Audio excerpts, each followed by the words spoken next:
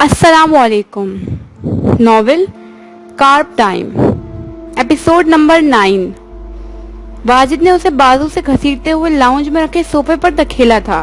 उसकी आंखें शिद्दत जज्बात से सुर्ख पड़ रही थी और चेहरा तमतमा रहा था। मारिया की हालत भी उससे कुछ मुख्तलिफ नहीं थी। तुम मुझे टैल कर रही हो, मुझे टैल कर रही हो तुम? वो उस पर धाड़ा था। जवाबन वो भी उठकर खड़ी हुई, फिर उसके मुकाबिल आई। वो जख्मी लग रही थी। ये बात तुम्हें अपनी पिछली महबूबा के पास जाने से पहले सोचनी चाहिए थी। तुमने कहा था कि तुम उससे राब्ते में नहीं हो, तुम उससे नहीं मिलते, तुम उससे दोबारा कभी नहीं मिले। फिर ये सब क्या था? तुम वहां उस पार्किंग एरिया में क्या कर रहे थे? वो भी इतनी शिद्दत से उस पर चिल्लाई थी। वाजिद ने बस दस्तूर तेज होते तनफ्फुस के साथ उसे नफरत से देखा। मैं उसकी जिंदगी सहल बनाने गया था। क्यों? क्या लगती है वो तुम्हारी? अगर वो कुछ लगती है तो फिर मैं कौन हूँ तुम्हारी? मुझे और अपनी औलाद को छोड़कर तुम इस बाजारी औरत से क्या लेने गए थे? उसके अल्फाज का चुनाव बहुत घटिया था। घर के मुलाजिम दीवारों के साथ कान लगाए सुनने लगे थे। उसकी जिंदगी मेरी वजह से तबाह हुई है। वो इस हालत में मेरी वजह से पहुंची है। अगर मैं उस पर लगे इल्जामात रद्द करवा देता तो किसी की मजाल नहीं थी कि उसे सब में घसीटे, लेकिन मेरी बुज़दिली ने उसे जलील कर दिया। मैं इस गिल से आजाद नहीं हो सकता। मैं उससे ज्यादा अपनी जिंदगी को आसान बनाना चाहता था। उसने सुर्ख आंखें लिए तेज़ते कहा था। मारिया का सांस धूमकी की मानंद चलने लगा। उसका दिल किया कि इस दुनिया और उसमें पलती हर शे को आग लगा दे। उसने एक झटके से वाजिद का गिरेबान झपटा था। वो तुम्हारी कुछ नहीं लगती वाजिद हसन, वो तुम्हें बर्बाद कर देगी। तुम्हारी सियासी साख और कैंपेन तबाह होकर रह जाएगी। तुम्हें उस 2 टके की लड़की के बजाय मेरे साथ ये दुनिया फतह करनी चाहिए। तुम्हें मेरा साथ मांगना चाहिए। तुम्हें मेरी कदर करनी चाहिए। तुम्हें सियासत के इस बुलंद मकाम तक लाने वाली वो नहीं, मैं हूँ। वाजिद ने अगले ही पल एक झटके से उसके हाथों को परे किया, फिर सुलगती निगाहें उस पर जमाई। तुम एक इंतहाई घटिया सोच रखने वाली सिख औरत हो।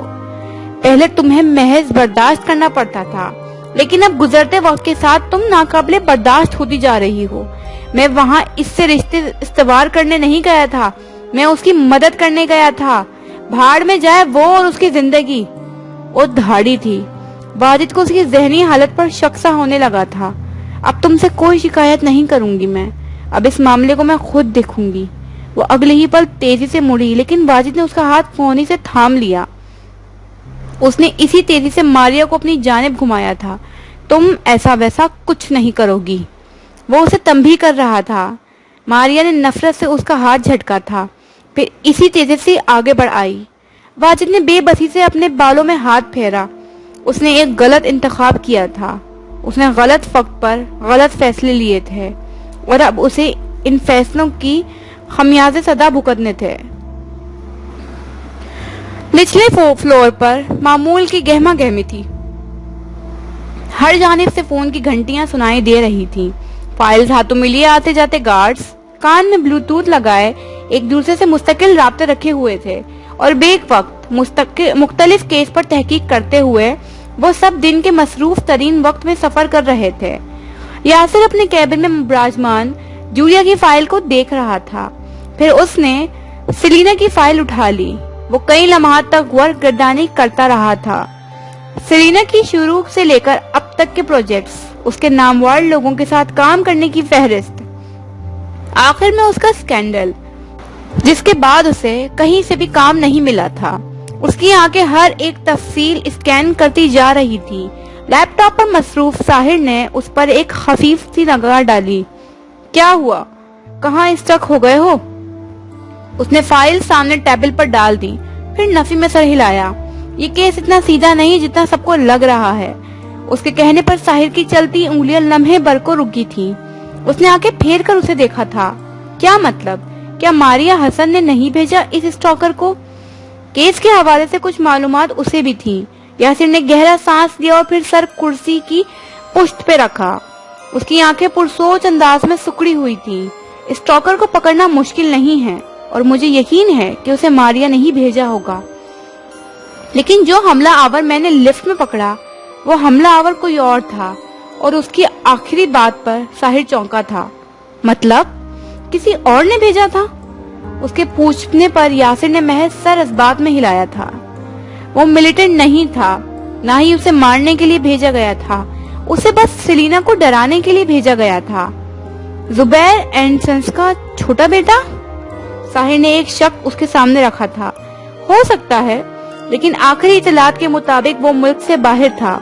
क्या तुम मुझे कल तक बता सकती हो कि वो कहाँ है? साहिर ने सुनकर सर हिला दिया था। उसके लिए ऐसी मालूमात इकट्ठी करना मुश्किल नहीं था। ऐसे हालात में सेलिना को बॉडीगार्ड की सख्त जरूरत होगी। क्या अभी तक उन्होंने गार्ड नहीं रखा? उसके इस्तफसार पर वो सीधा हो बैठा। सेलिना की सुबह वाली गर्दान समात में उतरने लगी। वो उसे अपने बॉडीगार्ड बनाने के लिए कुछ भी करने को तैयार थी। सर यासिर, आपको चीफ अपने ऑफिस में बुला रहे हैं। साहिर को यूं ही छोड़कर वो अगले ही पल हनीफा के सामने आ खड़ा हुआ था। उन्होंने 2 उंगलियों से उसे बैठने का इशारा किया तो वो कोट का बटन खोलता कुर्सी खींच बैठा। चीफ हनीफा उसे बहुत मुतफक्कर महसूस हुए। सेलिना पर हुए हमले की इत्तला मुझे मिली थी। उन्होंने बात का आगाज किया। वो हमतन गोश था। उसे बॉडीगार्ड की जरूरत है यासिर। क्या तुम तहकीक के साथ उसके गार्ड बन सकते हो? उनकी आवाज में फिक्र हलकोरे ले रही थी। वो उन्हें चंद पल देखता रहा। इस एजेंसी में सैकड़ों गार्ड्स हैं। आप मुझे ही क्यों उसका गार्ड मुकर्रर करना चाहते हैं? क्योंकि मैं इन सैकड़ों गार्ड्स में से तुम पर सबसे ज्यादा भरोसा करता हूँ। जवाब आसान था। वो कंधे सीध में रखे बैठा रहा, फिर चीफ की जानिब देखा। उनकी आंखों का रंग और चेहरे की साख्त बिल्कुल सेलिना के चेहरे जैसी थी। चेहरे पर रकम मासूमियत और नरमी भी सेलिना का परतू था। इस एजेंसी में आए दिन एक्ट्रेस को तरह तरह के मसाइल का सामना रहता है।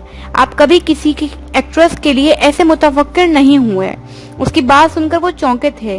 टेबल पर रखे उनके हाथ लम्हे भर को बेचैनी का शिकार हुए थे। वो उनकी हर हरकत को बगौर तक रहा था। ये एजेंसी की जिम्मेदार। ओके, मैं उनका गार्ड बनने के लिए तैयार हूँ, लेकिन फिलहाल मैं अपनी शनाख्त उनके बॉडीगार्ड के तौर पर मुतारिफ नहीं करवाना चाहता। मेरे गार्ड रहने के चंद मुतालबात भी होंगे। अगर आप इन मुतालबात पर राजी हुए तो मैं तहकीक के साथ उनकी हिफाजत का जिम्मा ले सकता हूँ। उसने उन्हें दिक्कत से बचा लिया। वो उसे खामोशी से चंद पल देखते रहे। उन्हें लम्हे भर को शक सा गुजरा। क्या वो जानता था? कैसे मुतालबात? वो भी पीछे हो बैठे थे, साथ ही कलम हाथ में लिए कोरे कागज को निगाहों के सामने किया। सेलिना की हिफाजत के लिए वो किसी भी हद तक जा सकते थे। पहला, मैं उनका कॉन्फिडेंशियल गार्ड रहना चाहता हूँ कुछ वक्त के लिए। जब तक मेरी तहकीक को लीड नहीं मिल जाती, तब तक आप मंजर आम के लिए कोई गार्ड उनके लिए मुख्तस कर सकते हैं। दूसरा, तहकीकात मुकम्मल हो जाने पर मैं उनका बॉडीगार्ड नहीं रहूंगा। मेरे पास इस जॉब को खत्म करने का हक मौजूद होगा। तीसरा, मेरी बॉडीगार्ड और तहकीकात की पेमेंट आप अलग अलग मुझे अरसाल करेंगे। मैं बगैर पैसों के कोई काम नहीं किया करता। वो इसकी सारी शराइत को तेजी से कागज पर रकम करते जा रहे थे। और कुछ? उन्होंने सर उठाकर पूछा तो वो लम्हे भर को पीछे हो बैठा। उन्हें बगौर देखा। और ये कि आप मुझ पर शक नहीं करेंगे। उसकी आखिरी बात सुनकर वो रुक से गए। कागज और कलम एक जानिब रख दिया। क्या? मैं तुम पर शक क्यों करूंगा? क्योंकि आप और मैं एक जैसे हैं। वो हल्का सा मुस्कुराया था, फिर उठ खड़ा हुआ। अगर मैं आपकी जगह होता तो इस गार्ड पर कभी अंधा भरोसा नहीं करता जिसपे इतना अहम केस असाइन करता। हनीफा उसकी बात सुनकर चौंक से गए थे। उनकी आंखें तीखे अंदाज में सुकड़ी थीं। तुम ऐसा क्या करोगे जिससे मुझे तुम पर शक करने का मौका मिलेगा? मैंने कब कहा कि मैं ऐसा कुछ करूंगा? पुरसुकून अंदाज। वो गड़बड़ाता नहीं था। मतलब तुम ऐसा कुछ करने का इरादा रखते हो? उन्होंने समझकर सर इस बात में हिलाया। नहीं, ऐसा कुछ भी नहीं होना चाहिए मिस्टर आलम। उनकी आंखों में कुछ लहराया था। तंबी, वो एक वाज़ा तंबी थी। मैं गैर जानिबदार होकर इस केस को हल करूंगा चीफ। इसका मतलब जानते हैं ना आप? इसका मतलब ये है कि सब्जेक्ट की गलती को भी नजरअंदाज नहीं किया जा सकता। तुम सेलिना की हिफाजत करने के लिए हायर किए जा रहे हो। उन्होंने उसे याद दिलाया था। आवाज में सख्ती सी उभर आई थी। मैंने महज सब्जेक्ट की बात नहीं की है। میں نے اس سبجیکٹ سے بالواسطہ اور بلا واسطہ تعلق رکھنے والے ہر فرد کی بات کی ہے، اور حنیفہ مظہر اپنی جگہ ٹھہر سے گئے تھے۔ کیا یہ لڑکا جانتا تھا؟ ان کی پیشانی پر ابھرتا پسینہ یاسر کو اتنی دور سے بھی نظر آ رہا تھا۔ اگر آپ میری شرائط پر راضی ہیں تو میں بھی اس کیس کے متعلق کانٹریکٹ دستخط کرنے کے لیے تیار ہوں۔ وہ کہہ کر پلٹنے ہی لگا تھا کہ لمحے بھر کو چیف کی بات پر ٹھہر سا گیا۔ تم کتنا جانتے ہو؟ ان کی آواز، لہجہ، انداز، وہ بیوقوف ہرگز نہیں تھے۔ بالکل اتنا ہی جتنا آپ مجھے معلوم نہیں ہونے دینا چاہتے۔ ایک لمحے کو پلٹ کر انہیں دیکھا۔ سوری، میں نے وہ بھی دیکھ لیا جو نہیں دیکھنا چاہیے تھا۔ جانے وہ اتنے سیدھے چہرے کے ساتھ ایسی باتیں کیسے کر لیا کرتا تھا؟ وہ پلٹ کر گیا تو چیف نے گہرا سانس لیا۔ وہ جانتا تھا، انہیں معلوم ہو گیا تھا کہ وہ جانتا ہے، اور انہیں اب سمجھ آیا تھا کہ وہ گھیر لیے گئے تھے۔ وہ انہیں جان بوجھ کر جذباتی کر گیا تھا۔ وہ ایسے سوال کر رہا تھا جو انہیں واضح طور پر سلینا کی جانب سے پریشان کر دیتے۔ انہوں نے ایک نظر بند دروازے کو دیکھا تھا۔ وہ انہیں اتنے سالوں بعد بھی حیران کر گیا تھا۔ اس نے اترتی رات کی سیاہی کے ساتھ ہی کار گھاس کے قطعے پر روکی اور باہر نکل آیا۔ وہ سردار کے پاس پچھلے کئی دنوں سے نہیں آیا تھا۔ وہ اس سے کام کے باعث گلہ نہیں کیا کرتے تھے، لیکن بچوں کی طرح خفا ضرور ہو جایا کرتے تھے۔ اس نے داخلی دروازہ کھولا اور اندر چلا آیا۔ لکڑی کا فرش ٹھنڈا ہو رہا تھا۔ لاؤن سے متصل کچن سے خوش گپیوں کی آوازیں بھی آ رہی تھیں۔ اگلے ہی پر اس نے گہرا سانس لیا اور آگے بڑھ آیا۔ وہ ان آوازوں کو پہچانتا تھا۔ دادا، آپ یقین نہیں کریں گے کس قدر سکھ تھا وہ مجرم۔ اسے گلٹ محسوس نہیں ہوتا تھا۔ اتنا گھنونا جرم کرنے کے بعد بھی وہ پشیمان ہونے سے قاصر تھا۔ ہماری ٹیم نے کیس کے ساتھ جڑی ڈاکٹر کی ٹیم سے رابطہ کیا تو معلوم ہوا کہ اسے ذہنی بیماری تھی۔ سائیکو تھا وہ۔ دادا ارمان کے ساتھ گول ٹیبل پر براجمان انہماک سے اس کی کہانیاں سن رہے تھے۔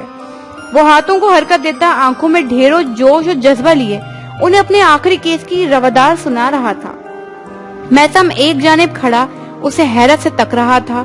ارمان کی کہانیاں سننے میں مزہ تو بہت آتا تھا، لیکن پھر اس سے اور سردار کو کئی راتیں ڈر سے نیند نہیں آتی تھی۔ تم اپنی فضول کہانیوں سے باز نہیں آؤ گے، اس نے کچن میں دروازے سے آگے بڑھتے ہوئے اسے ٹوکا تھا۔ دادا اس کی آواز پر چونک کر مڑے تھے۔ اسے دیکھ کر جیسے رگوں پہ میں خوشی کی لہر سرایت کر گئی تھی۔ ان کا ہینڈسم پوتا آج ان کے ساتھ رہنے چلا آیا تھا۔ تم کب آئے؟ ارمان نے پوچھا تو اس نے کوٹ اتار کر کرسی پر ڈالا، پھر آگے بڑھ کر اپنی پانی کی بوتل فریج سے نکالنے لگا۔ جب تم اپنے سائیکو کیس کی روادار پورے جوش و خروش سے سنا رہے تھے۔ دادا، آپ کو مزہ آتا ہے نا سن کر؟ اس نے یقین دہانی کے لیے فوراً پوچھا تھا۔ آف کورس، کول دادا جی، ایسے مسکرا کر کہتے وہ بہت پیارے لگے تھے۔ ہاں، مزہ آتا ہے، اور پھر رات کو کوئی میرے کمرے کا دروازہ کھٹکھٹاتا ہے تاکہ میں انہیں اپنے ساتھ سلا لوں۔ کیوں؟ کیونکہ ارمان کی کہانیاں سننے کے بعد سیریل کلر انہیں اپنے سر پر منڈلاتا دکھائی دینے لگتا ہے۔ اس کا اشارہ سمجھ کر سردار نے خفگی سے اسے گھورا تھا۔ ایک دفعہ بجایا تھا بس دروازہ، میں آپ کو آج رات اپنے ساتھ نہیں سلاؤں گا۔ ارمان ہے یہاں، تم سے تو کوئی امید رکھنا ہی فضول ہے۔ آپ اسے کیوں اپنا پوتا نہیں بنا لیتے؟ اس نے جل کر کہا تھا۔ ارمان کے پیٹ میں گدگدی سی ہونے لگی۔ وہ آلریڈی میرا پوتا ہے، میں اسے دل و جان سے اپنا پوتا مان چکا ہوں۔ وہ بھی دو بدو بولے تھے۔ ارمان کا پیروں کی تالی بجانے کا دل چاہا تھا۔ یقیناً جائیداد بھی اس کا حصہ مقرر کر دیا ہوگا آپ نے۔ میرے علاوہ آپ سب کو اپنا وارث بنانا چاہتے ہیں۔ پانی پی کر وہ آستینے موڑتا سلیپ سے ٹیک لگائے کھڑا ہو گیا تھا۔ اگر تم اتنا کہہ ہی رہے ہو تو کیوں نہ میں اسے واقعتاً اپنا وارث مقرر کر دوں۔ دادا کو ارمان پر کوئی اعتراض نہیں تھا۔ ارمان نے ہنس کر تالی بجائی تھی۔ میثم کے بھی دانت نکل آئے تھے۔ یاسر نے ہنستے ہوئے میثم کو گھور کر دیکھا تھا۔ اس کے دانت فوراً غائب ہوئے تھے۔ مجھے چاہیے بھی نہیں آپ کی جائیداد۔ دادا، کوئی جل رہا ہے یہاں پر، دیکھے تو ذرا۔ اس کا چہرہ جلن سے سیاہ پڑ چکا ہے۔ ارمان کا انداز ایسا تھا کہ دادا نے پلٹ کر ایسا منظر ملاحظہ کرنا ضروری سمجھا تھا۔ پھر وہ ہنس کر ارمان کی جانب گھومے۔ ہماری خوشیوں سے جلتا ہے۔ آف کورس، اس نے آنکھیں گھمائی اور باہر نکل آیا۔ کچھ پل بعد وہ فریش ہوا کمرے کا دروازہ بند کرتا باہر نکل رہا تھا، جینز پر سیاہ ٹی شرٹ پہنے۔ गीले बालों को माथे पर बिखेरे। खाना तो खा ही लिया होगा आपने अरमान की कहानियों को एंजॉय करते हुए। उसकी आवाज उभरी थी। लाउंज में अरमान के साथ विराजमान सरदार ने कंधे उचकाए। जाहिर सी बात है, अब इतनी रात गए तक कोई बेमुरवत पोते का इंतजार भला क्यों करेगा। वो असर लिए बिना किचन की जानिब बढ़ आए थे। बेमुरवत? मेरा ही दिमाग खराब था, कितना तवील सफर करके आपके पास रहने चला आया। उसकी जली कटी आवाज उभरी थी। सरदार और अरमान ने एक दूसरे को देखकर गहरा सांस लिया था, यूं जैसे दो दोस्त एक दूसरे को देखकर अपने तीसरे दोस्त के इंतहाई गैर दोस्ताना रवैये पर अफसोस कर रहे हों। फिर जब वो दोनों उसके साथ टेबल पर बैठने लगे तो वह हैरान हुआ। मेरा दिल रखने की जरूरत नहीं है, उसने कहा तो अरमान ने नाक से मक्खी उड़ाई। इतनी भी अच्छी शक्ल नहीं है तुम्हारी कि महज दिल रखने के लिए दोबारा खाने बैठ जाएंगे तुम्हारे साथ। मैसम अब ताजा खाना टेबल पर लगा रहा था। दादा ने गरम रोटी उसके सामने निकाल कर रखी तो वो उन्हें देखने लगा। नहीं खाया था खाना तुम्हारे बगैर, मत सड़ो इतना। और उनके ऐसे कहने पर वो ना चाहते हुए भी खफीफ सा सुर्ख हुआ था। एक्ट ऐसे करता है जैसे कोई फर्क नहीं पड़ता इसे। देखें दादा, आपका पोता टफ गाय बनने के चक्कर में बहुत जगहों पर अपना नरम हिस्सा छुपाने पर मजबूर हो जाता है। अरमान की चलती जुबान कहाँ रुक रही थी। उसने उसे तिरछी आंखों से देखा था। मैंने कुछ नहीं कहा, खा लेते मेरे बगैर खाना। कंधे उचकाकर यूं कहा जैसे ओहो ये तो कोई मसला ही नहीं। लेकिन अरमान और सरदार दोनों उसे बहुत अच्छे से जानते थे। अच्छा आप सुकून से खाना खाओ। वो तीनों खुशगपियों के दौरान खाना खा रहे थे। अरमान और दादा बोल रहे थे और वो उन्हें सुन रहा था। कभी कभी हंस पड़ता और कभी सिर्फ मुस्कुराने पर इक्तफा किया करता। अरमान बता रहा था तुमने जूलिया के गार्ड की जॉब छोड़ दी। अगर ऐसा है तो एजेंसी जाकर क्या करते हो तुम। खाने के बाद लाउंज में विराजमान वो तीनों सब चाय पी रहे थे। जब दादा ने उससे पूछा, उसने अरमान को खूंखार आंखों से देखा था। एक राज नहीं रख सका गधा, मगर वो भी ढीठ था। उसकी आंखों का असर लिए बगैर बैठा रहा। जी कोई मसला हो गया था। फिर अब क्या कर रहे हो तुम। कुछ खास नहीं, एक केस सॉल्व कर रहा हूँ। कैसा केस। होते हैं बहुत से केस एजेंसी में एक्ट्रेस के मुतालिक। आप परेशान मत हो, मैं जॉब लेस नहीं हूँ। उसने यकीन दहानी करवाई थी। सरदार ने गहरा सांस लिया। कितना कहा था तुम्हें कि ऐसा थका देने वाला पेशा मत इख्तियार करो, लेकिन ये लड़का मेरी बात माने भी तो सही। उनके कहने पर अरमान उसे बिल्कुल खामोश निगाहों से तकने लगा था। वो जानता था कि यासिर बॉडीगार्ड क्यों बना था। सेलिना से मुलाकात हुई थी तुम्हारी। उनके अगले इस्तफसार पर वो सीधा हो बैठा था। फिर हाथ आगे बढ़ाकर खाली कप दरमियाने टेबल पर रख दिया। गुलाबी लिबास में मलबूस सुबह वाली सेलिना उसे यूं ही याद आई थी। मैं एजेंसी अपने काम से जाता हूँ, सेलिना से मिलने नहीं। उसके जवाब पर सरदार बदमजा हुए थे। कोई होगा इस जैसा जो सेलिना को नजरअंदाज कर सकता हो। वो अरमान से मुखातिब थे, वो भी उनकी बात पर सर धुन रहा था। आप दो फैन बॉयज हैं ना उसके, मेरी क्या जरूरत। उसने उठते हुए कहा था। फिर शब्बा बखैर कहता अपने कमरे की जानिब बढ़ आया। इन दोनों ने उसे नहीं रोका। उसे सवेरे जल्दी उठने की आदत थी। एक बॉडीगार्ड होने की हैसियत से उसे पहले अपनी सेहत का ख्याल रखना था। वो फिट होता तभी तो किसी दूसरे की हिफाजत करता। रात गए तक वो अपने कमरे में मौजूद बेड पर दराज था। उसका कमरा साफ सुथरा और खासा खुशादा था। छत का पिछला हिस्सा सीधा जबकि आगे का हिस्सा खासा नीचे की जानिब झुका हुआ था। इस झुके हिस्से पर शीशे की एक बड़ी सी खिड़की थी। इस खिड़की से तारीख आसमान पर जगमगाते कई सितारे नजर आते थे। एक जानिब राइटिंग टेबल के साथ ही दीवार गिर अलमारियां मौजूद थीं। किताबों के कई छोटे छोटे शेल्फ पर कई किताब तरतीबवार रखी थी। इन किताबों पर फेरी लाइट्स के सुनहरी कुमकुमे जगमगा रहे थे। कमरे में मौजूद महज इन छोटे सुनहरी कुमकुमों की मध्यम रोशनी बिखरी थी। एक जानिब दीवार के साथ बुलंद सा आईना भी टिकाकर खड़ा किया गया था। इसका कीमती फ्रेम सुनहरे रंग का था। फेरी लाइट्स में उसका सुनहरापन दमक रहा था।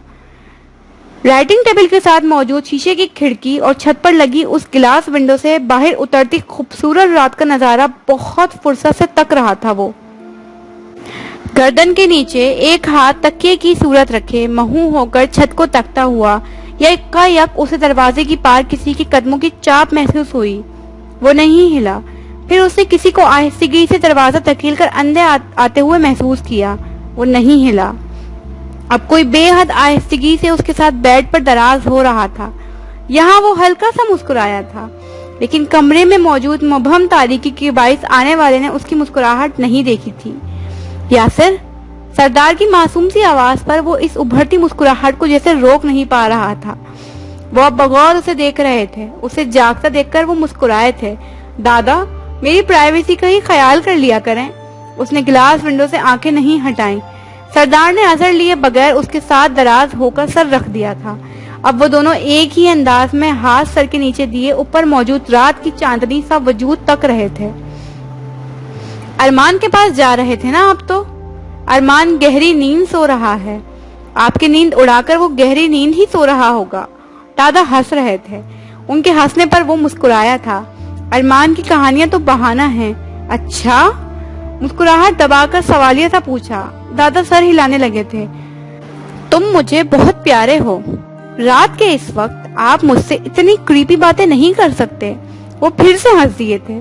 फिर कुछ पल बाद आहिस्ता से बोले, रात कितनी खूबसूरत है ना? रातें तो होती ही खूबसूरत हैं। उसने आंखें हटाए बगैर आहिस्ती से कहा था। सितारों के बगैर रातें भयानक मालूम होती हैं। दादा ने नरम सा एतराज किया था। देखने वाले की आंख का कमाल है दादा। मैंने सितारों के बगैर भी रातों को खूबसूरत महसूस किया है। पोता रात के इस पहर सोने की बजाय जाग कर सितारों भरी रात को देख रहा था। मुझे तो कुछ गड़बड़ लग रही है। पोता थक चुका है, वो सोना चाहता है, लेकिन दादा सोने नहीं दे रहे। बिला वजह रात की खूबसूरती की कसीदे पढ़ रहे हैं। ऐसा क्यों भला? काबिले कदर अदब के उस्ताद ने इस्तफसार किया था। क्योंकि वो अदबी इंसान है। अदबी लोगों को तारे देखकर रॉबर्ट फ्रॉस्ट याद आ जाता है, और फिर जब तक वो इस रॉबर्ट की नज़म में बयान की गई रात की खूबसूरती को बयान ना कर लें, अपने पोते को चैन से सोने नहीं देते। और इधर सरदार का एक कहका बुलंद हुआ था। उन्हें रात देखकर वाकई अंग्रेजी अदब का एक नामवर शेर याद आ गया था। कितने अच्छे से जानता था वो उन्हें। रॉबर्ट फ्रॉस्ट एक अजीम शायर था। दादा को उसकी अजमत में कोई शक नहीं था। देखा क्या कहा था मैंने? उसने गहरा सांस लेकर कहा तो वो हंसते रहे। अब मैं कुछ कहूंगा तो तुम नाक मुंह चढ़ाओगे, लेकिन चलो अब मैं कह लेता हूँ। मुझे रॉबर्ट फ्रॉस्ट बहुत पसंद है, लेकिन उसकी शायरी मुझे खौफजदा करती है।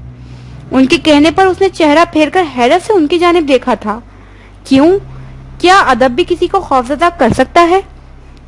वो उसके सवाल पर मुतबस्सिम सा हुआ था। अदब नहीं बच्चे, इंसान इंसानों को खौफजदा कर देते हैं। बाज़ दफा वो इतना सच लिख देते हैं कि इसे सहारना मुश्किल हो जाता है। ऐसा क्या कह दिया रॉबर्ट ने कि आप उससे खौफजदा ही हो गए? तुम यकीन नहीं करोगे कि मुझे उसकी लिखी कौन सी सतर खौफजदा करती है। उसे मुतजस्सिस होकर आईब्रो नीचे किए थे। कौन सी? दादा चंद पल खामोश रहे, फिर उनकी मध्यम सी आवाज उभरी। Be happy, happy, happy and seize the day of pleasure. और वो वाकई यकीन नहीं कर पा रहा था। ये सतर तो बहुत बेजरर और खूबसूरत थी। रियली? मुझे इसके अल्फाज नहीं, मुझे इस सतर से निकलती मुनफी तवानाई खौफजदा करती है। ये अजीब सतर है। इंसान को खौफ महसूस होने लगता है। जितनी दफा इसने खुश रहने पर जोर दिया, इतनी ही दफा मेरा इस नज़म से एक अजीब सा ताल्लुक इस्तवार हुआ है। क्या अल्फाज भी तवानाई रखते हैं? बिल्कुल। अल्फाज जिस तवानाई से लिखे जाते हैं, वही तवानाई पढ़ने वाले महसूस करते हैं। कुछ लिखारी बहुत सादा लिखते हैं, लेकिन उनके अल्फाज की वाइब लोगों को अपने शहर में जकड़ लेती है। फ्राज की वाइब अच्छी नहीं। उनके कहने पर वो खामोश हुआ, छत को तकने लगा था। खुश रहने के लिए आप सब कुछ नहीं कर सकते। एक हद होती है जो इंसान को इंसान होने के नाते कभी पार नहीं करनी चाहिए। लोग अपनी खुशी के लिए इस एक इंसानी हद की भी हिफाजत नहीं करते। बाज लोग खुश रहने के लिए दूसरों की जिंदगियों में जो जहर घोलते हैं, वो नाकाबिल तलाफी होता है। बाज लोग इस सतर को बहुत गलत अंदाज से अपनी जिंदगी में शामिल करते हैं। वो हाल में खुश रहने के लिए दूसरों का हाल बर्बाद करने से भी बाज नहीं आते। वो अपना रास्ता बनाने के लिए दूसरों को पैरों तले कुचलते हुए गुजर जाते हैं। सरदार की बात पर उसे बहुत से चेहरे याद आए थे। सुल्ताना, मारिया, वाजिद। अपने हाल की खुशी के लिए दूसरों के हाल बर्बाद करने वाले लोग। वो खामोश ही रहा। کیا تم اس نظم کے نام جانتے ہو؟